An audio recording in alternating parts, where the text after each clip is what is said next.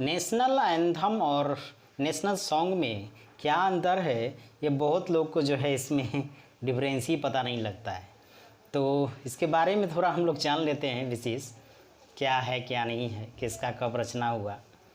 राष्ट्रीय गान और राष्ट्रीय गीत शब्द अक्सर एक दूसरे के सूक्ष्म अंतरों को अक्सर अनदेखा कर दिया जाता है, यदि एकमुश्त भुलाया नहीं जाता। एक राष्ट्र गीत एक देशभक्ति पूर्ण भजन है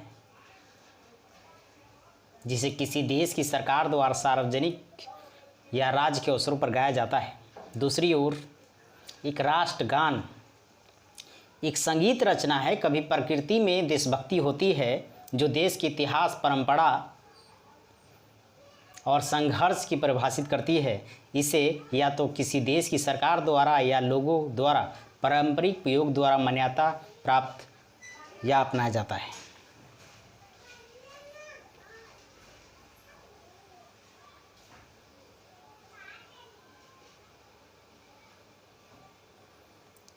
राष्ट्रीय गीत राष्ट्रगान में क्या अंतर है?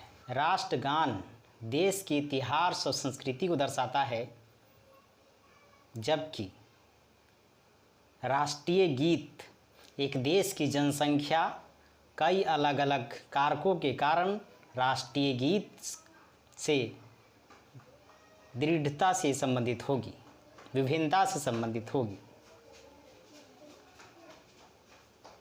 दूसरा अंतर, एक राष्ट्रगान में एक विशेष उच्चारण, विशिष्ट धुन, निर्दिष्ट समय होगा जिसका इसे गायन करने वाले को पालन करना होगा। नेशनल सॉन्ग में वहीं एक राष्ट्रीय गीत में भाषा और अन्य सांस्कृतिक कारकों के आधार पर अलग अलग बदलाव होंगे।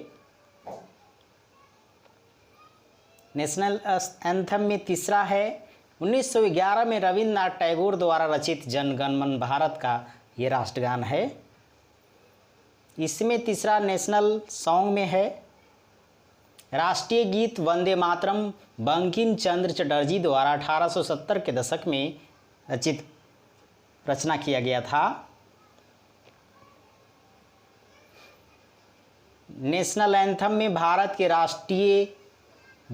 के संविधान के अनुच्छेद 51A के अनुसार राष्ट्रगान का सम्मान करना भारत के नागरिकों के कर्तव्यों में से एक है।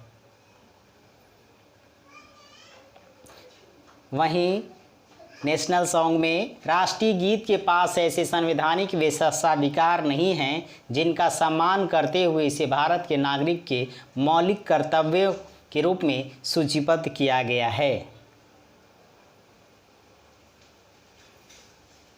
नेशनल एंथम में देखते हैं आगे, भारत की संसद चुनिंदा अवसरों पर राष्ट्रगान के गायन को अनिवार्य बनाने के अपने अधिकार पर प्रयोग कर सकती है। नेशनल सॉन्ग में जब देखते हैं राष्ट्रीय गीत को राष्ट्रीय गान के सम्मान के साथ रखा जाता है, लेकिन किसी भी अवसर पर इसे गाना अनिवार्य नहीं होता है। लास्ट है नेशनल एंथम में आधिकारिक तौर पर देशभक्ति के भजनों को राष्ट्रगान के रूप में अपनाने का रिवाज 19वीं शताब्दी के दौरान एक चलन बन गया था। नेशनल सॉन्ग में वहीं उस समय किसी देश के बहुसंख्यक आबादी द्वारा गाए जाने वाला राष्ट्रीय गीतों को कभी कभी राष्ट्रगान के रूप में अपनाया जाता था। इसका एक उदाहरण ला मर्सिलीज है, जिसे 1792 में क्लाउड जोसेफ रोगेट डी लिस्ले द्वारा लिखा गया था। ये फ्रांसीसी क्रांति के प्रारंभिक वर्षों के दौरान जनसंख्या को प्रेरित करने के साधन के रूप में बनाया गया था। ये था अंतर जो हमने आपको नेशनल एंथम और नेशनल सॉन्ग के बीच का बताया। आपको ये जानकर कैसा लगा कमेंट बॉक्स में ज़रूर बताइए। चैनल को लाइक सब्सक्राइब ज़रूर करिए।